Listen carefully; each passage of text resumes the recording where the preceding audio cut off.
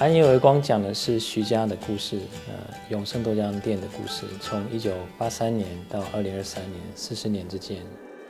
天气冷哦，这个豆浆配刚出炉烧饼油条，好不好？好不好？懂后了我加嘞。小便来啊！喝吧，我的回答应该烧饼油条。哎，好。经历过全盛时期，后来遇到了西式早餐的冲击，然后传统早餐怎么在竞争的环境下面怎么去生存。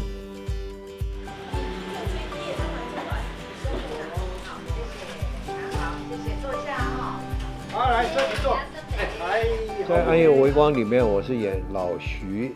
这个老徐是豆浆店的老板，其实他是眷村长大的，娶了这个客家的女子，接触了很多客家的文化。那太太呢，她的在味觉方面，就是客语叫咪西啊，她的味觉方面的特别敏感，所以我们就会接触了。就在这个台南，大家都知道是美食之都啊。在这里我们就落脚了，也在这里就开了这个豆浆店。我睇地波就係台妹嘅起理年，前段就會講係一間店15年啦，吼，就係一個挑戰店，係爸爸傳下來，爸爸開始做嘅多眼嘅 IP，嘅故事，就一間店嘅咩苗中長途推飛為15年。飯係蠻好哦，點樣慢？好做到家己嚟麼？哎，油條唔做條慢嚟夾夾啦。因為伊其實啲設計方算係一間店嘅同一個物價嘅支柱，好，故所以是唔得忘係，伊某個事情就會控制好。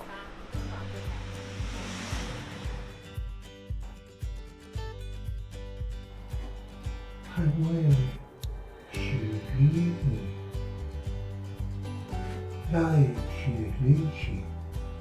这个戏里面会谈到，现在普遍很多的家庭里面都出现有年纪的一些家里面的父母亲会有失智的情形，所以对我来讲很大的一个挑战就是我必须让大家感觉我是一个瞬间失智，甚至于经常会在失智的状态下面对我的子女，跟子女是要怎么样来沟通，怎么样来相处，甚至于我们在最后是我们必须要和解。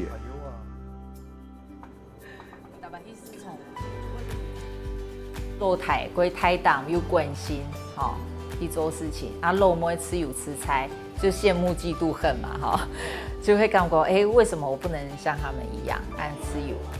啊，故所呢，伊个爱屯关心，表态方式就係弄，吼，韓國囉囉嗦嗦。唔都幾多歲嘅，個拖下去哦，冇人愛本土嘅，背面係咩愛捱老唔聽少嘅，唔係要睇捱嘅哦，捱就唔散聽嘅啦。結婚嘅事情捱起家負責唔是少 ，thank you。不過我講我嘅帶下就係，因為對過些嘅時間就要開始聽書錄卡嘛。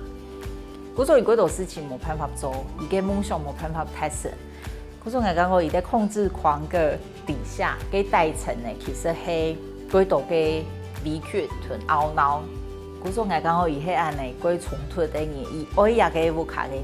不過伊有嗰度事情伊冇辦法做，伊感覺講這個家好像欠我很多。每個家庭都有他們自己會遇到的一個問題，比如說老一輩的、年輕一輩的，還有兄弟姐妹之間的情誼，然後有一些自己的理想，那有一些理想想去做，但是又因為家庭的因素被留下來，沒有辦法去做，或者是有些人就比較任性一點，他就不管家裡面的事情，然後就直接自己去追逐他自己的理想，就每個狀態都可以在這個故事裡面找到一個位置。